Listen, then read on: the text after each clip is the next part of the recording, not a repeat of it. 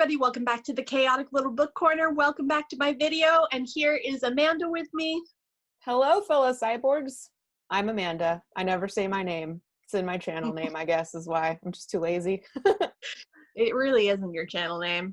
Used to be my channel name, what my name was, and then stuff got weird. Yeah, and then I recently changed my channel name too, finally, because I realized that you could, and it wasn't a big thing. So we're here to do our wrap-up discussion on, I guess, part 1 of East of the Bell Jar, in which we read each other's favorite books and accidentally hate them. I didn't hate Bell Jar, but I did edit your East of Eden vlog, and I know that was not your favorite. No, it was not my favorite. It was not. That's okay. It's going to be a good discussion anyway. So I read the Bell Jar, and I think I finished this before you finished East of Eden. Yes, and I read East of Eden. I actually started it after you'd finished the Bell Jar.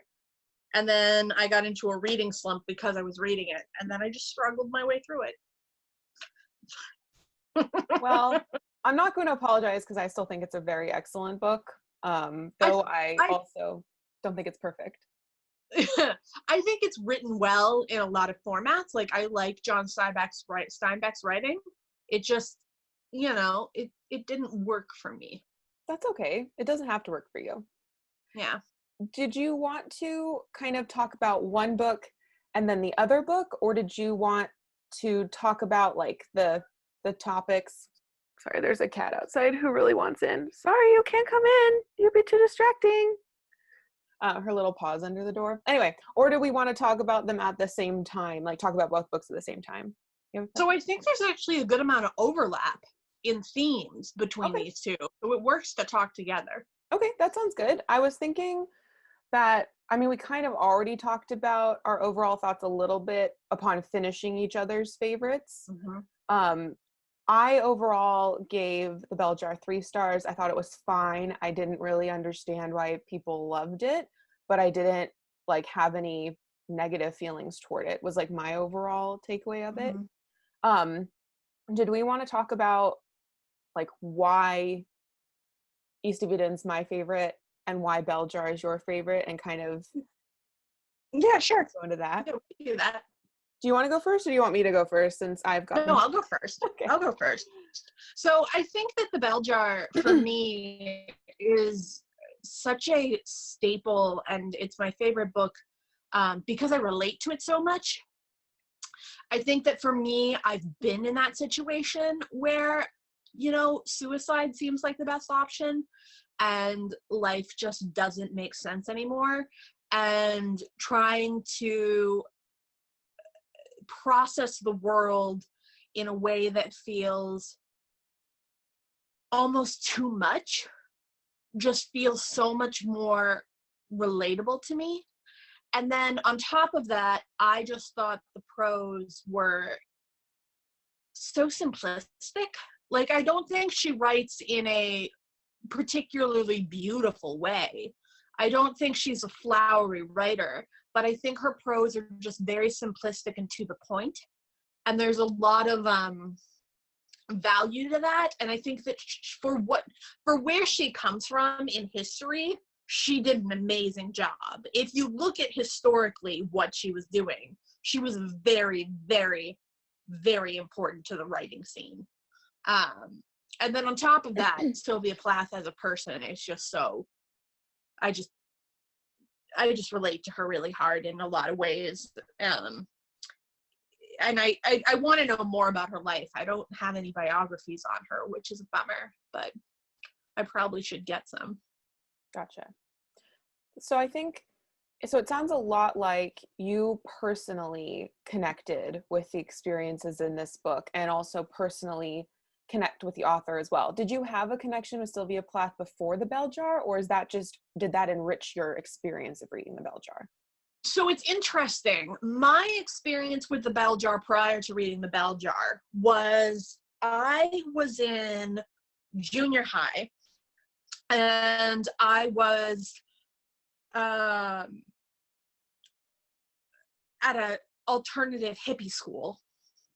And there was this girl there who wore black eyeliner, purple hair, really chunky, bold jewelry, combat boots, and she was constantly talking about feminists and fighting the man, and her favorite book was The Bell Jar.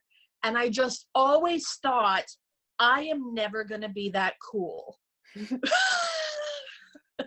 And my logic was, you can't be dumb and like The Bell Jar. And I just assumed I was dumb. So for me, when I liked The Bell Jar, I almost had a moment of, oh my God, I'm smart. And it felt really weird to kind of come full circle, to go from like, there's no way I'm ever going to be cool enough to think The Bell Jar is the best book ever, to, oh my God, The Bell Jar is the best book ever. You know, I had a similar experience with East of Eden, because I came to this book with hearing Mercedes from Mercy's Bookish Musings talk about it and saying it was one of her favorite books. So that put it on my radar for the first time in ever. And then I think I was buddy reading it with a couple other people who were actually motivated to read it. And I was just kind of like, whatever. I didn't think that I was going to think much of it. I thought it was like, I'll give this a try. It'll be 3 stars, 4 at a max. And I was blown away at how much I was able to get sucked into this book. That's a chunky white male classic that I just thought I would give zero shits about. Excuse my swear. And so when I got to the end of it, and it was like, I was pleasantly surprised, which does a lot to heighten a book in my mind, when I assumed it was going to be mediocre at best, and it turns out that it's excellent. And for me, it really solidified the idea that I love it when books have a main character, but the side characters are fully explored as well, and almost as important. And I think that though East of Eden can very easily, movie adaptations as prime example, be condensed into, this is the story of the Trasks and it's just Cain and Abel, I'm here for the Hamiltons. I'm here for Lee. I'm here for Tom and Desi. Like, that's why I love East of Eden. You know, the Trasks are interesting as well, but more in contrast to this family that I think is just lovely. So yeah, that's the main thing of why I love East of Eden. Now, I've only read it twice. I'm not sure how many times you've read The Bell Jar. And yeah. As many times as I've done the reading rush, because I read it every year for the reading rush. Okay. So like more than twice then. 4 times, I think. Gotcha. So like for me, you know, East of Eden is still like, I don't have like all of, like, I can't tell you exactly what happens in chronological order. I even had to look up character names, but just like, that's my feeling and takeaway, is that all of these side characters ended up being important. Some of the side characters are the most endearing for me, Tom and Desi. And just the idea that this book could be so boring. Like I know that if I had to read this in high school, they would just beat you over the head with the biblical references, and I would be so sick of all the dudes. And to be fair, there are not a lot of ladies in East of Eden, which is a bit frustrating. But yeah. I was still able to connect with a lot of the characters, mostly the Hamiltons. But I think also Abra and Cal, I think I had a better understanding with when I read it the second time. So that's why I love East of Eden. It's weird because you didn't mention Kathy, and I think Kathy was the character Ira really responded to the best, even though, and I think Kathy overlaps quite a bit with the Bell Jar in terms of a plot and story. And I think that's probably why that storyline felt the most interesting to me. But I also find that I prefer single identity narrative. I like to be in one person's head and just follow them throughout, specifically when they're going crazy. That's really when I'm the biggest fan, is when they're losing their mind. That's really when I love it. Now, I had a question. It's kind of off topic, but I really want to know. Why, and you can answer either from you personally or what you just think, like, in general, but why is the bell jar the like number one like mental breakdown written by a white lady book? What is it about the bell jar that makes it the standout versus, for you at least, all of the other fabulous books that you've written with the same sort of like themes or premise? I think My Year of Rest and Relaxation is a better book than The Bell Jar in terms of the breakdown. Okay. But I think The Bell Jar was the first, and I think it was the quintessential experience of the first time a woman, because essentially her breakdown is the fact that she feels caught and stuck in the expectations of female life.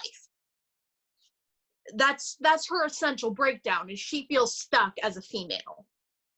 And you find that out at the end of the book, so spoilers. There are going to be spoilers in this video.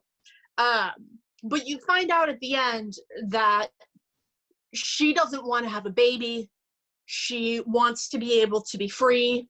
She wants to have sex when she wants to have sex. And she's felt caught this whole time.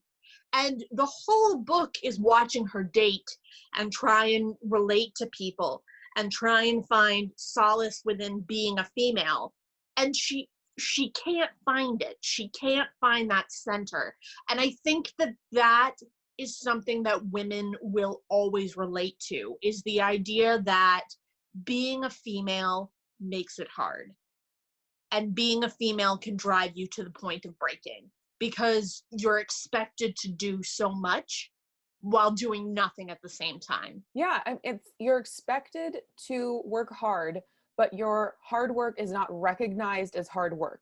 Like if you're a stay-at-home mother, nobody is going to validate that as like, well, I think it's turning now, but traditionally it was like, oh, you're unemployed. You just sit around at home all day drinking martinis. How lucky are you? You know, and if this was the 1950s where you didn't have a live-in housekeeper and cook, like you're responsible for all of the errands, the house management, you know, and frankly, I know I have spent all day cleaning a house and being exhausted at the end of the day. You know, it's like, it's just easy to be belittled. Like you said, the whole, you have to do nothing, but that's all that you have to do and you have to do it sort of thing. Yeah, and I think that there's an expectation even in the workforce nowadays that women are expected to, and I think this happens a lot in customer service specifically. Women are expected to be docile and expected to be respectful of everybody, and that includes getting hit on while you're at your job. And you're expected to take it and just accept it and smile and move on with your day. You're expected to accept sexual advances without any complaint. Or even use it to your advantage. Like, why would you think this is a bad thing? You should use this to make a sale or something, which is really messed up. So bad. Which is really messed up. And, you know, the weird thing is I worked in customer service for 10 years, and I had men put their hands on my back. I had men tell me they were shopping for their wives and then watch them flirt with me. You know, it was really uncomfortable.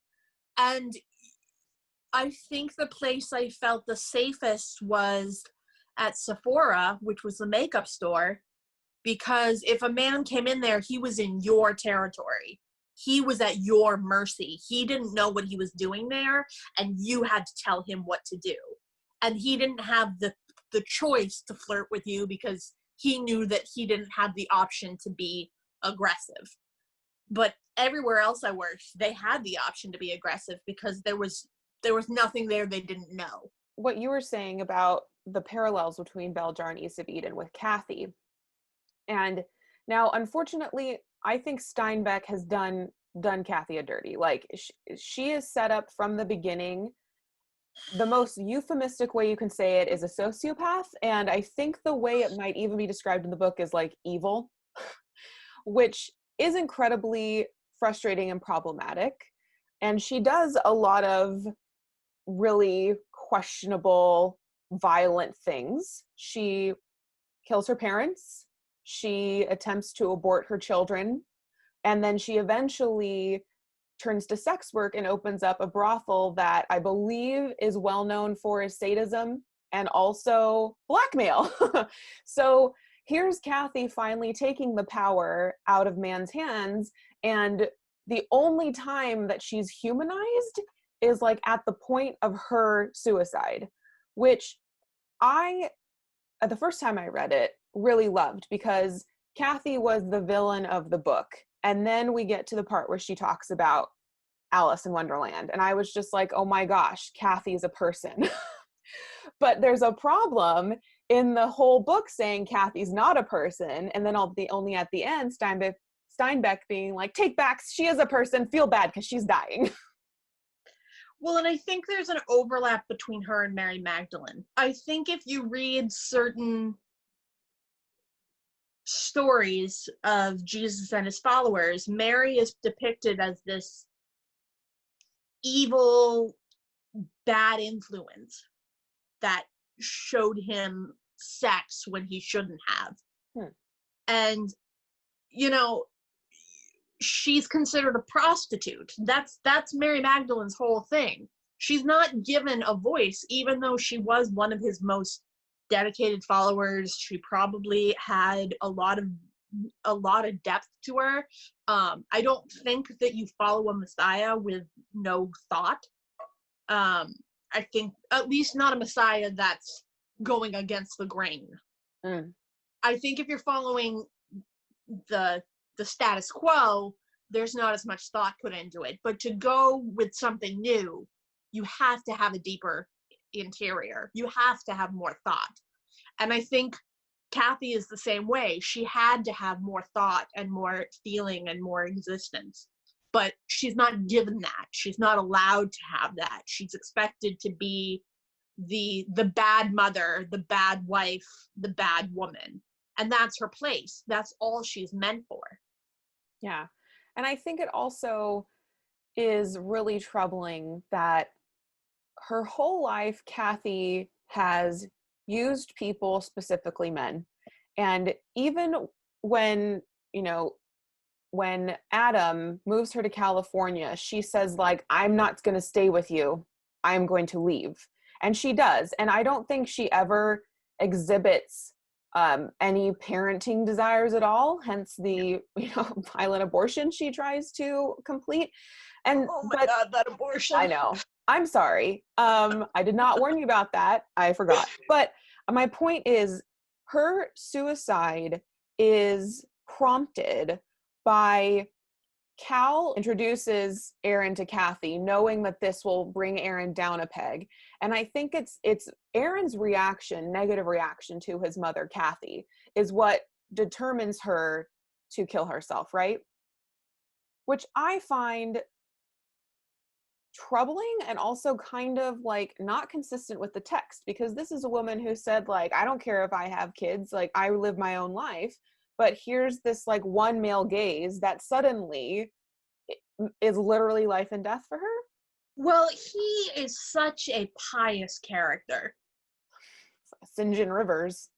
He is such a all-seeing, all-knowing kind of character. Mm-hmm. And he's just the ultimate look. He's the ultimate test, almost.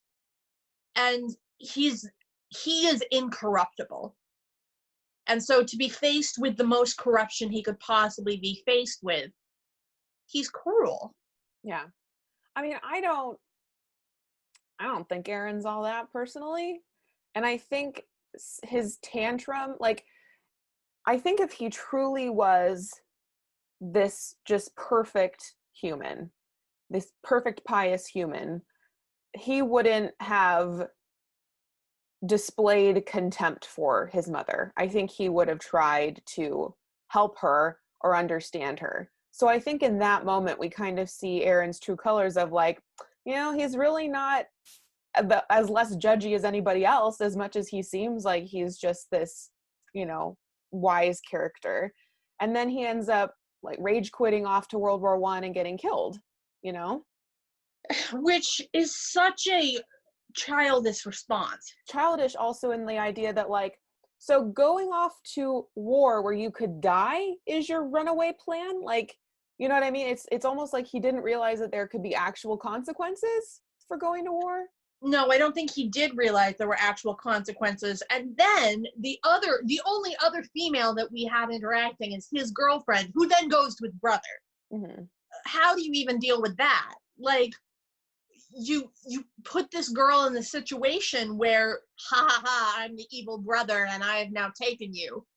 Like, did she have a choice? Did she choose him? Did she want to be with him? Like, what happened there? I never thought that anyone in this book was truly evil. And I think the binary of Cain and Abel, good and evil siblings, specifically brothers, is there purely to be dismantled. Because, yeah, you know, with Cal, he is under this pressure of believing that there's this dichotomy of brothers. One has to be the favorite and one's the screw up. And for him, he's the screw up all of his life, even though his father felt the same thing. You know, there's the point where Cal wants to give, no, was it Adam that gave his, one brother gave a dad a knife and was not appreciated. And then that same sort of thing happens later. And Adam fails to recognize that he's doing the same thing to Cal that was done by his father, Cyrus. The big crux, and also literally the last word in the book, is Timshel, which is the idea of thou mayest. So it's the idea of like, you determine your future, you determine the kind of person you are. And I think that Cal, like it exemplifies itself in Cal. So I think when it comes to Abra, it is a little bit awkward that it's like, there are more men in the world, Abra, you don't have to pick either of the two.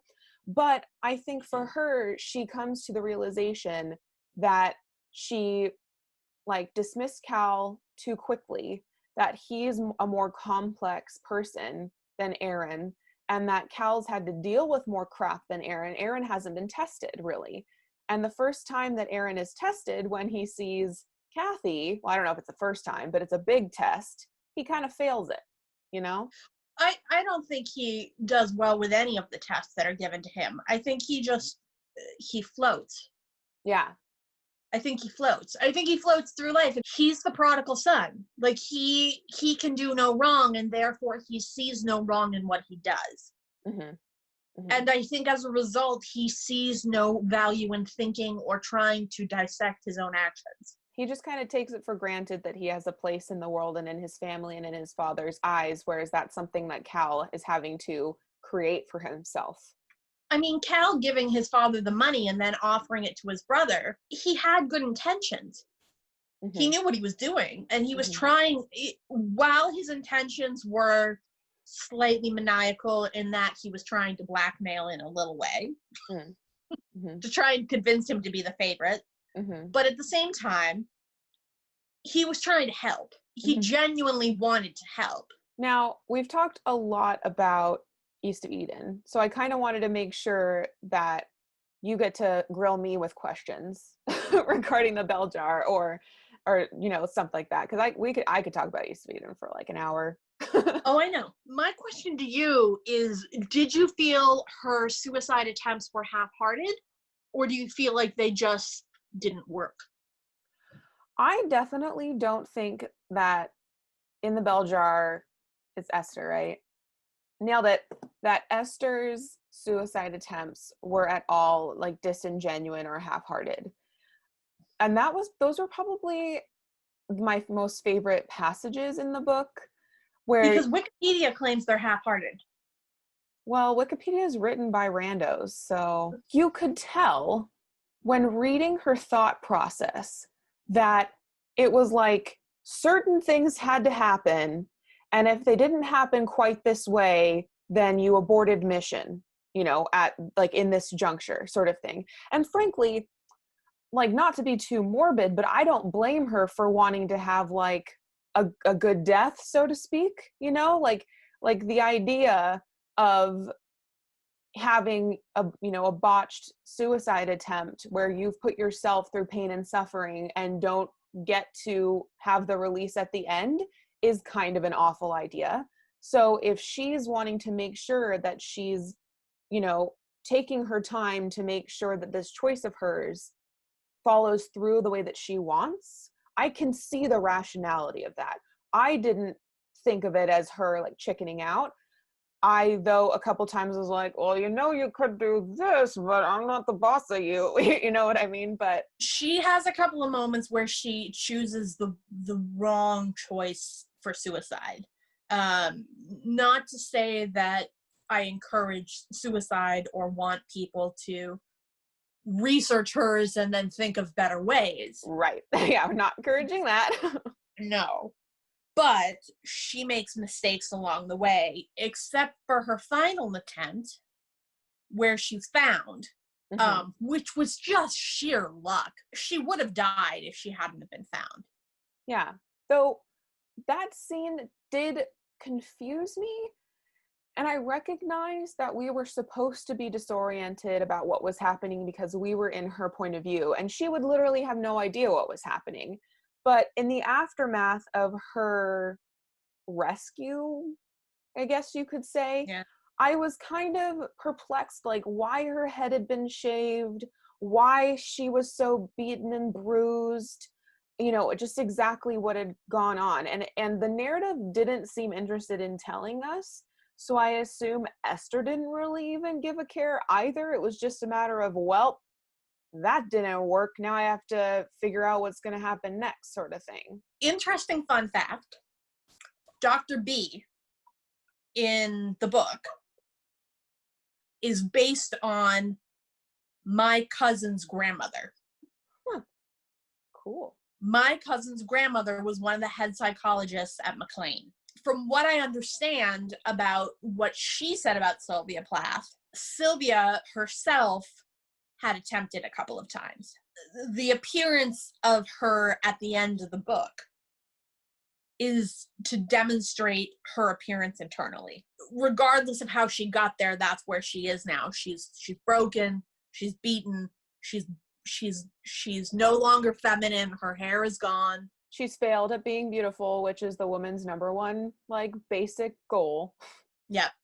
She's let down the patriarchy. And she has to, in order to accept that, she has to tell that she's done with it. She has to admit that she can't live up to that expectation. And I think when she's given the chance to speak to a doctor who listens, rather than just shocks her in terms of, electroshock therapy, she's given an option. She's given an out.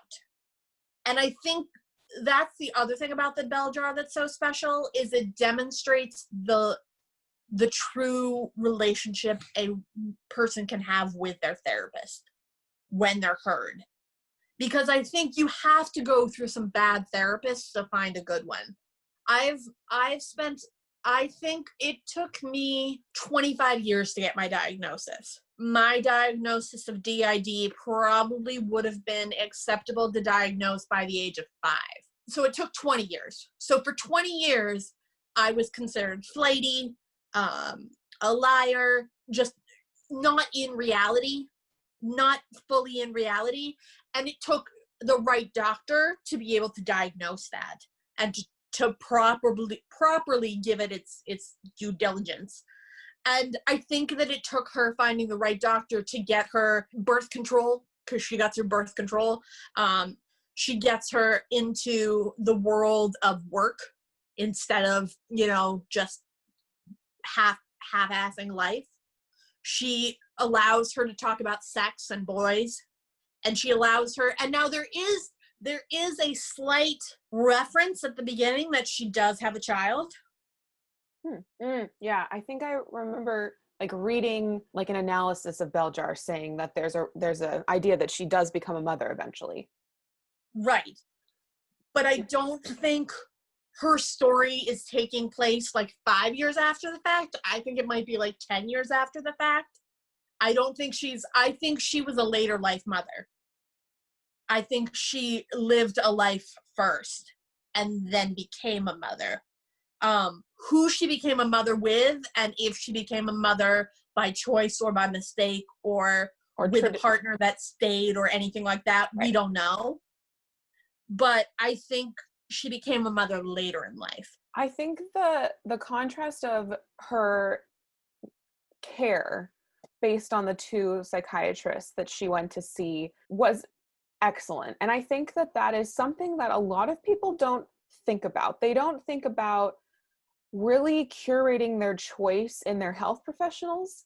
I think a lot of people just feel like, well, this is my doctor, but that's not true. And especially when it comes to psychiatry, there are literally different kinds of therapies. You know, so if you're the sort of person who needs to be aggressively confronted, you can find that kind of therapist. If you need someone who's motherly, you can find that kind of therapist.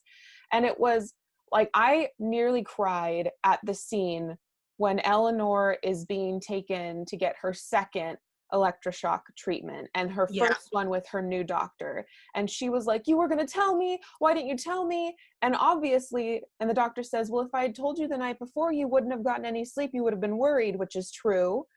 But at first I was like, oh no, this doctor betrayed her trust. But then you see like the time and care that her doctor takes with her. You know, she holds her hand, she walks her to the room, she tells her what's going to happen. She assures Eleanor, or it's not Eleanor, excuse me, Esther, that the experience that Esther had the first time was an actual malfunction, which is scary AF.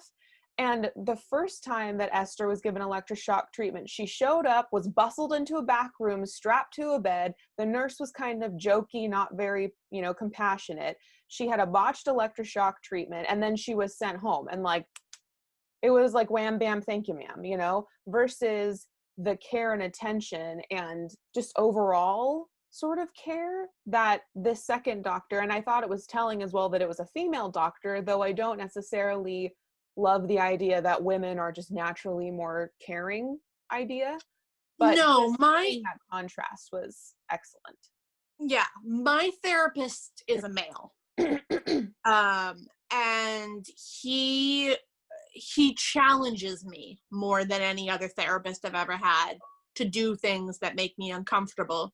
Not like in a bad way, but like in a whole try and get a job, try and go out and do something, talk to people, get into this. I know you're having trouble with your booktube channel, but keep doing it, that kind of stuff. But I've had female therapists who are very cheerleader-esque, and that doesn't work for me. And I think some people need that cheerleader. Some people clearly need someone to be like, you're doing great, you're doing wonderful, keep going, keep going, keep going. But I think in Esther's case, she needed a mother because her mother was absent. Her mother did not understand what was going on. And her mother tried to put money at it. That was her way of dealing with it. She put money at it.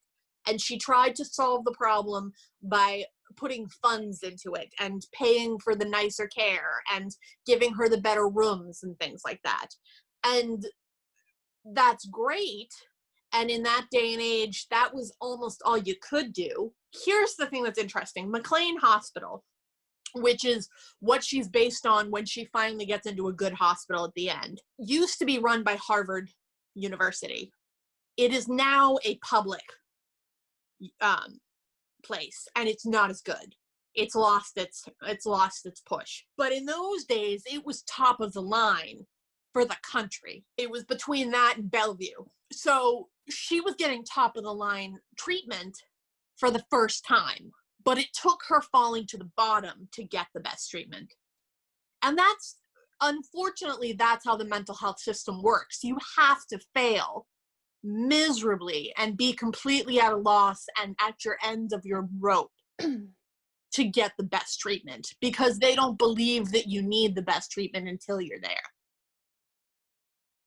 Which means you have to admit failure, which is why a lot of people don't get better treatment, because they don't want to admit failure. So I'm thinking we should probably think about wrapping this up. But before we go, I thought it might be fun to share like your favorite thing about the book, your least favorite thing about the book, sort of like final thoughts. Did you want to go first? Do you want me to go first?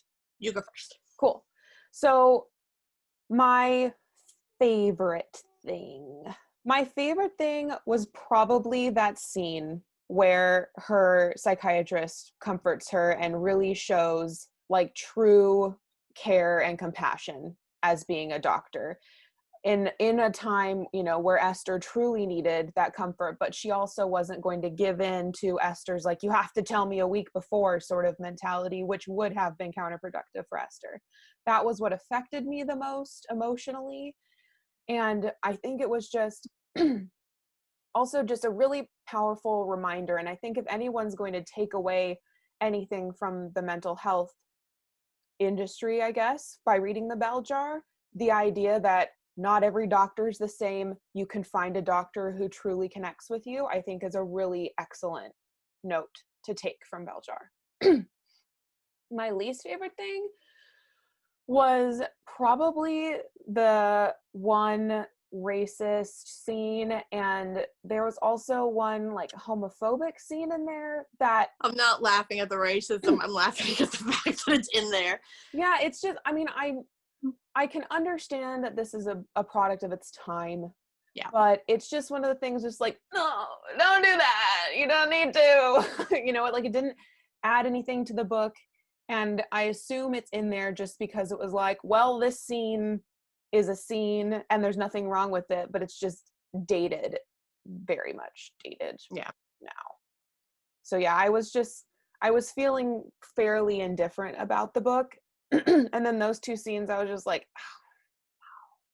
oh, now you've given me a reason to be like side-eyeing you. Yeah. Yeah, I think that's definitely a problematic symptom of the book. Just I've always accepted it as its time period. Yeah. It doesn't mean that it's a bad book, No. but it does mean that it needs to be done better, Mhm. if that Yeah. makes sense. Like it Yeah. could have been done better, but it's not a bad book. I wouldn't fault anyone for not enjoying it because of that or not wanting to read it because of that content, because it's like, yeah, it's there. It's unapologetically there, even though it's completely inappropriate now, sort of Yeah. thing. Yeah. I think my favorite part of East of Eden is Kathy's suicide, weirdly enough. It's a good scene. Yeah. I think it's probably my favorite scene in the entire book, and I think it's the most telling of the book.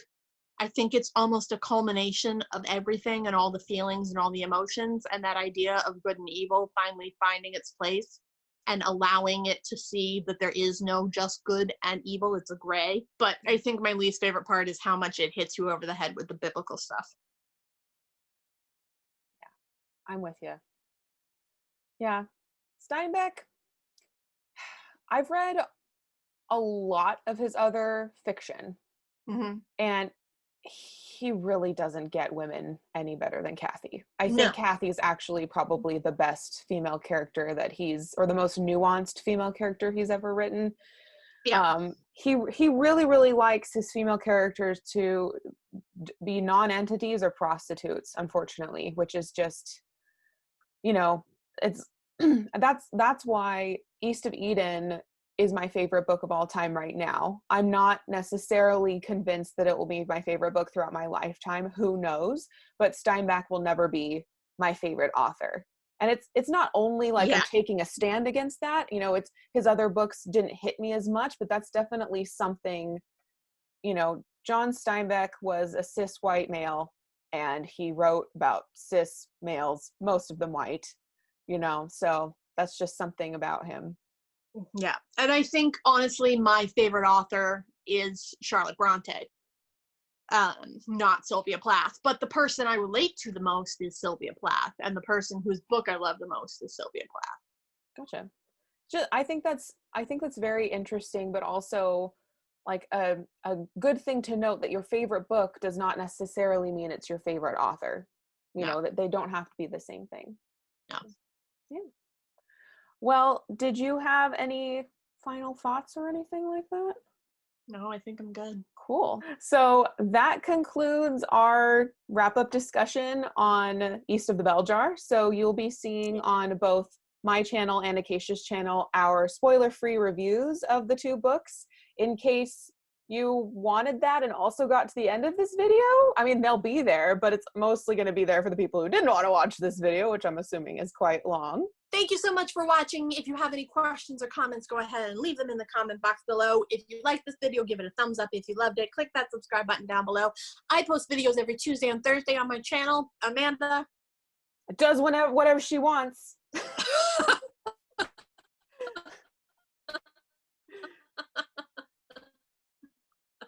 what it's turned into. Yep. Amanda posts when she posts, and you're lucky when she posts. Yeah, or I'm lucky that I got stuff done. But anyway, thank you for watching. And until next time, read books. Maybe East of Eden, maybe Bell Jar. Maybe in the comments tell us which camp you're on. Are you Camp Bell Jar or Camp Eden, or both, or neither? I don't know. Well, I'll calculate things just for Acacia and I's own amusement. But until next time, continue to be lovely.